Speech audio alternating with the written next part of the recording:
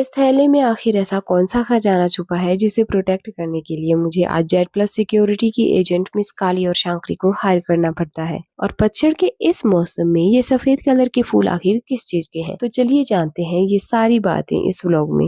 So hello everyone, कैसे हो आप सब? तो लोगों ने जहां घास कटाई का मैक्सिमम काम कंप्लीट कर लिया था, वहीं आज से हम इस काम की शुरुआत करने वाले थे, जिसके लिए पापा जी जरूरी सामान कलेक्ट करने में बिजी थे और मैं अपना कीमती सामान थैले में पैक कर रही थी।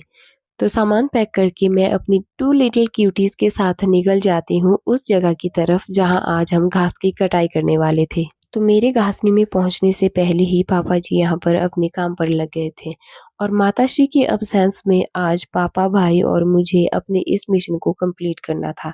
तो इसीलिए हम तीनों आपस में एक-एक काम बांट लेते हैं, जिसमें पापा जी आगे घास की कटाई करते हैं और भाई पीछे उस घास को इकट्ठा करते हैं और पूले बांधने और घासनी में पीछे बिखरे हुए घास को समेटने का जिम्मा मैं अपने कंधों पर ले लेती हूँ।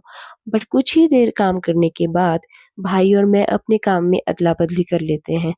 तो अब मैं ना सिर्फ घास इकट्ठा कर रही थी बल्कि उसके साथ साथ पूले भी बांध रही थी और भाई पीछे घासनी को नीट एंड क्लीन बनाने में लग गए थे। थोड़ी देर काम करने के बाद अब बारी आ गई थी आराम फरमाने की, जिसमें जलपान के साथ साथ रिफ्रेशमेंट के लिए हम थोड़े बहुत सेव और मूंगफली का सेवन करते हैं।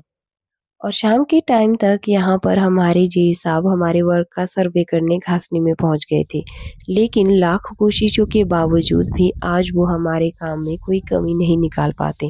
खैर अभी वक्त हो चला था घर की तरफ लौटने का, तो पीठ में घास का बोझा उठाकर हम सभी निकल जाते हैं अपने घर की तरफ।